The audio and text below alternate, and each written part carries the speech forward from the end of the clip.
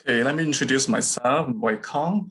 I'm actually the head of digital media design in the One Academy Penang. We used to call ourselves multimedia design, but because technology have changed and our courses have changed, we actually have to follow the trend and also the evolutions of digital media. And of course, web is still one of our courses. It has to be really part of it.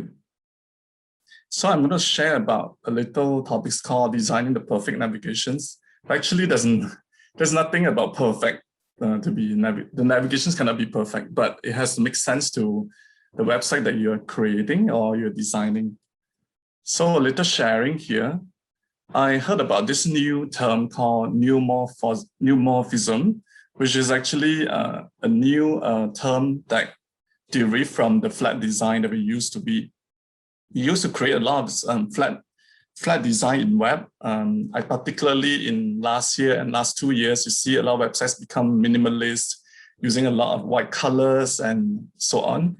But actually, they have derived there to have a new term, which is a little bit shadowy and a little bit of embed versions of the navigations and so on. They call it as neumorphism. Okay, so from flat to not organic. Organic is last year's to be a very strong kind of trend with the illustration, and now is actually neumorphism is going to be the next trend.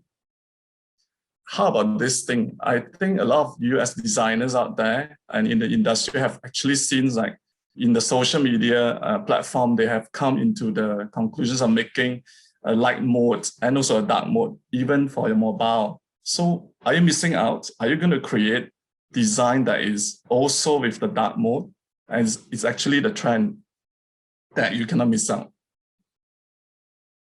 Of course, when we talk about responsiveness, nowadays we actually train and teach our students from the digital media design that they have to design based on mobile first. We cannot like design based on laptop first, because the generations now, they're using more of the mobile than the laptop, of course, for assignments and works, right? But of course, mobile first, and we cannot get rid of the hamburger navigations that is shrink in and coming out with the navigations that you need to drop down. And too many drop downs is also no good for great navigations. And then responsiveness as well, because responsive means that your laptop is your web design is able for you to cater for a laptop and a tablet, of course, to the mobile. And as I say, the mobile first is a very important elements and essences for our design now.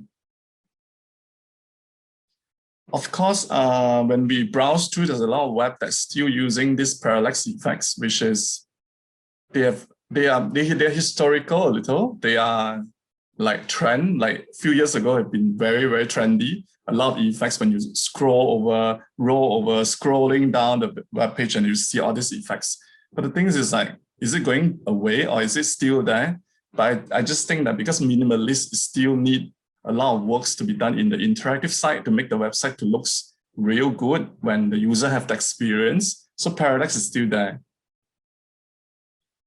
Of course, there are things I talk about when you want to make your navigation to be like damn perfect. It has to be simple, clear, and it has to be very focused and organized. And of course, I think there are designers out there, you have to actually study the flow of the design, which is drop down the flows of the hierarchy of your web.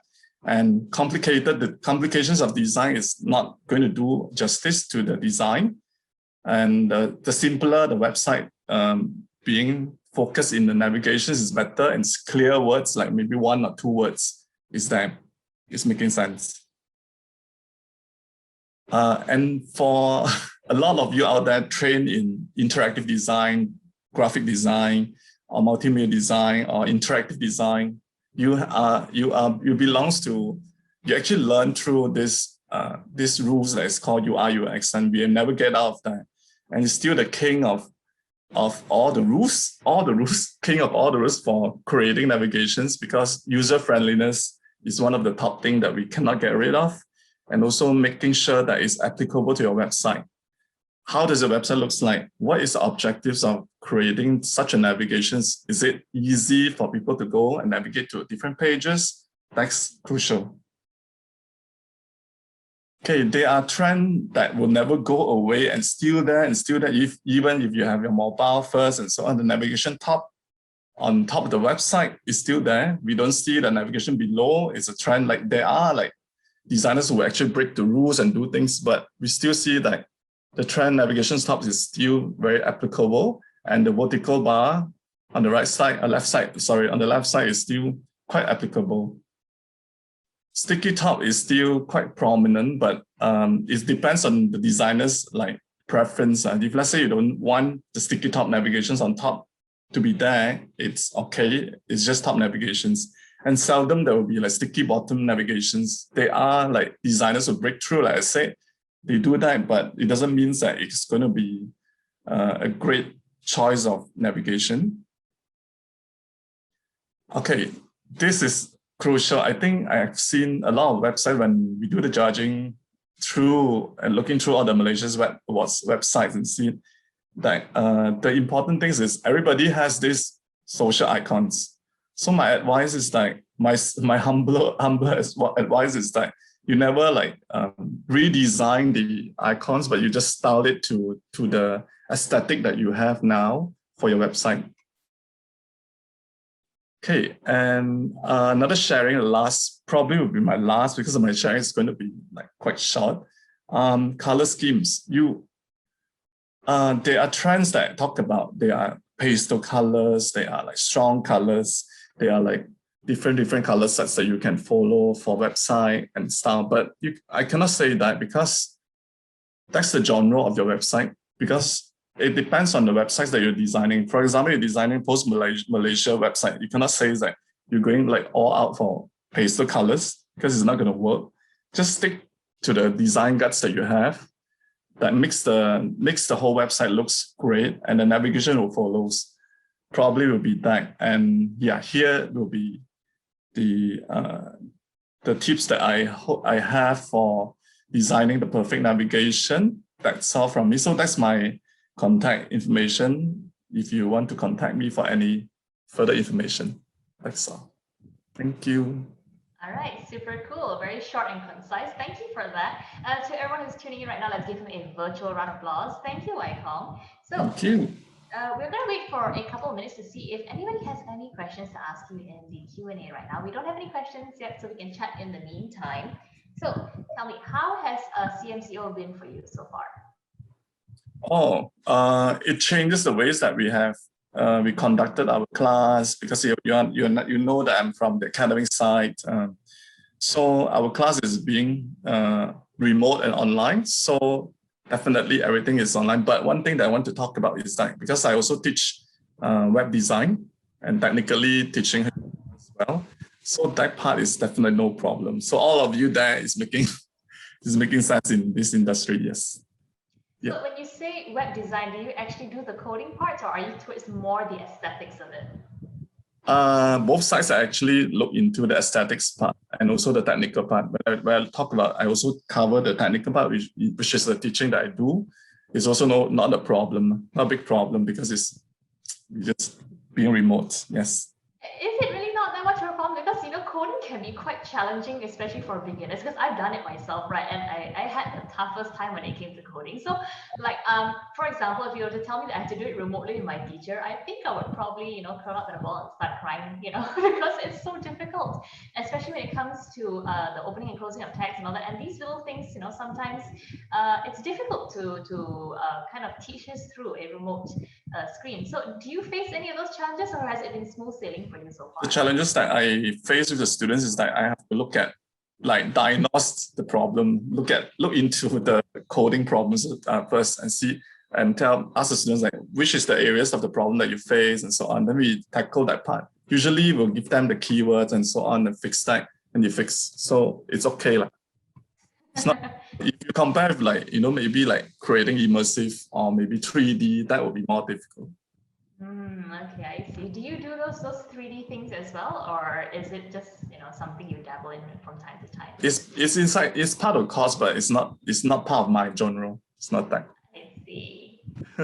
Cool, very cool. So we finished a little bit early, and let's give them a couple more minutes to ask any questions. So once again, for those of you who are tuning in right now, especially if you're on Zoom, just click on that Q&A button. It's right beneath the screen. Type in your question, especially if you have anything to do with aesthetics and design and color. You know, we're talking so much about website functionality and user experience here today. And if you want first-hand information, this is where you're going to get it, because our speakers here are amazing and they have a lot of experience and they're ready to help you. So yeah, click on that Q&A button, ask us a question, and we'll get right to it. So in the meantime, we can still talk, you know, for a little while. So, Wai Peng, tell me, what is the most challenging part about designing a website, in your personal opinion? Because I know there are many aspects to it, but the most challenging thing. Knowing the objectives of the website first, the objectives of creating the website, and also knowing what's the client wanted, and also you have to also study the background of the company. For example, the background color or the logo is always using this set of colors, and you cannot get rid of it.